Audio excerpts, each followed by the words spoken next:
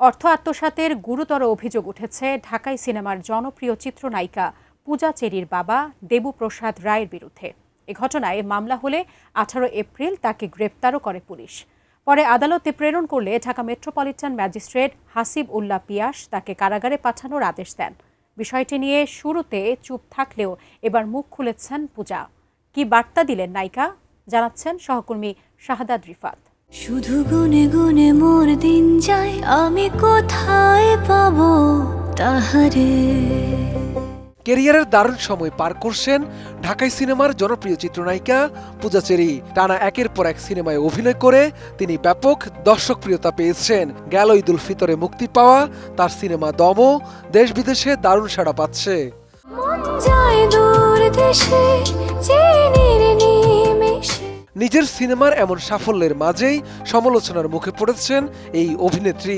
চলচ্চিত্র নির্মাণের নামে 13 কোটি টাকার বেশি অর্থ আত্মসাতের অভিযোগ উঠেছে পূজা চেরির বাবা দেবপ্রসাদ রায়ের বিরুদ্ধে। এই সংক্রান্ত বিষয়ে ভুক্তভোগী মিজানুর রহমানের করা মামলায় ডিএমপির ক্যান্টনমেন্ট থানা পুলিশ গ্রেফতারের পর তাকে কারাগারে পাঠিয়েছেন আদালত।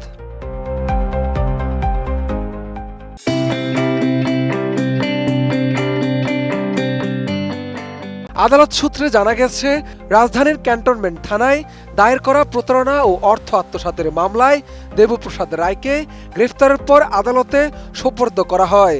পরে ঢাকা মেট্রোপলিটন ম্যাজিস্ট্রেট হাসিবুল্লাহ পিয়াস তাকে কারাগারে পাঠানোর আদেশ দেন।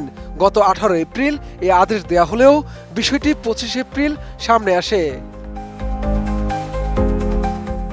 এদিকে বিষয়টি নিয়ে শুরুতে চুপ থাকলেও সম্প্রতি নিজের প্রতিক্রিয়া জানিয়েছেন পূজা চেরি।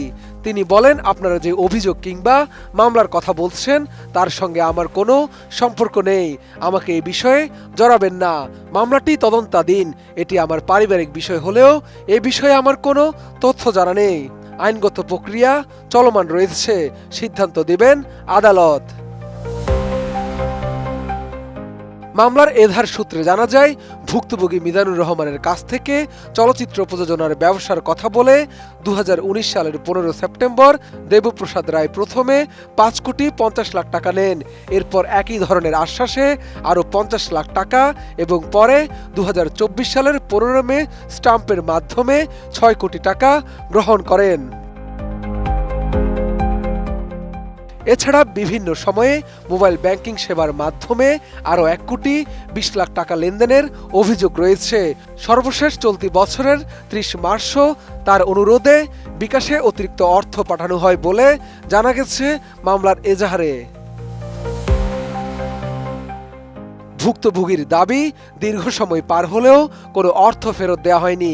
উল্টো টাকা চাইলে নানা অজুহাত দেখানো হয় এবং এক পর্যায়ে হুমকিও দেয়া হয়। এতে প্রতারণার মাধ্যমে মোট 13 কোটি 20 লাখ 10,200 টাকা আত্মসাৎ করা হয়েছে বলে অভিযোগে উল্লেখ করা হয়েছে। শাহাদাত রিফাত, ATN নিউজ, ঢাকা।